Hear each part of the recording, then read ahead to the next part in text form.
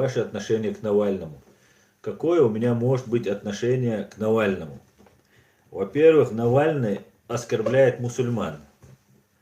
Он говорил, что он будет поддерживать кавказских мужчин и женщин, тех, кто вот так не поднимает палец, ну типа не говорит Бог один, да, это от муджахидов пошло. Вот они понимают, что и они верят в одного Бога, значит. Ну, знаешь, единобожники. Значит, он не будет поддерживать единобожника. И потом он говорит о мусульманские девушки, которые не укутаны полностью в платки, ну, как положено, мусульманки одеты, что если она не такая, и у нее нет желания там 25 детей родить, то он их тоже поддерживает. Это раз, это отношение вот этого исламофоба. Есть девушки, для которых жизненная мечта не быть закутанной в паранжу и родить 25 детей, а жить нормально и по-человечески.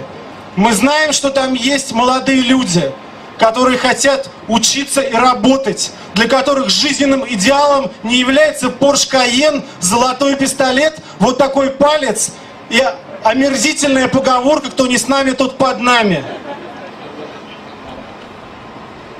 И мы, собравшиеся здесь, даем шанс тем нормальным людям, которые существуют на Кавказе. Даем шанс тем нормальным людям, которые существуют на Кавказе.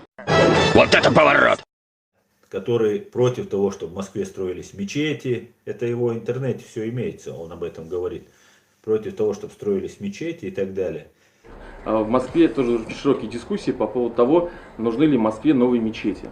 Это вопрос миграционной политики. Значит, то, что мы видим сейчас, это наплыв, огромный наплыв мигрантов из республик Северного Кавказа, из республик, извините меня, Средней Азии. И в Москву их приехало 2 миллиона человек.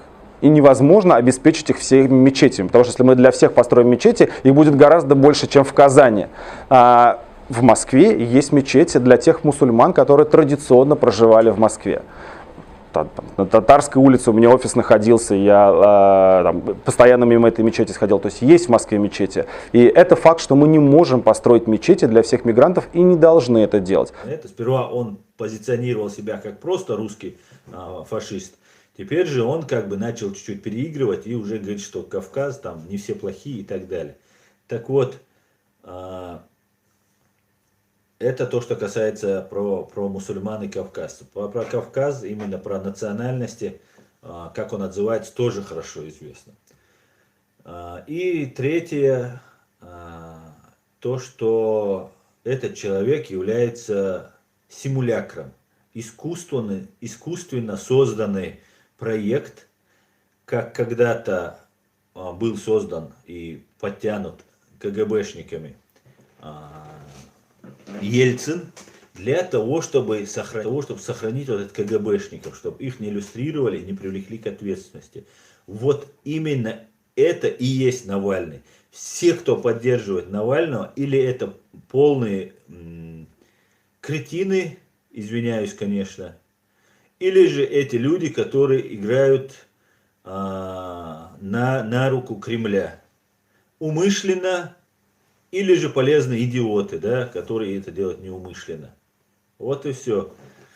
И я поэтому не могу никак хорошо относиться к симулякру, искусственно созданному, с которым плотно работает ФСБ. Я не могу относиться к Навальному никак по-другому. Вот что мое мнение про Навального.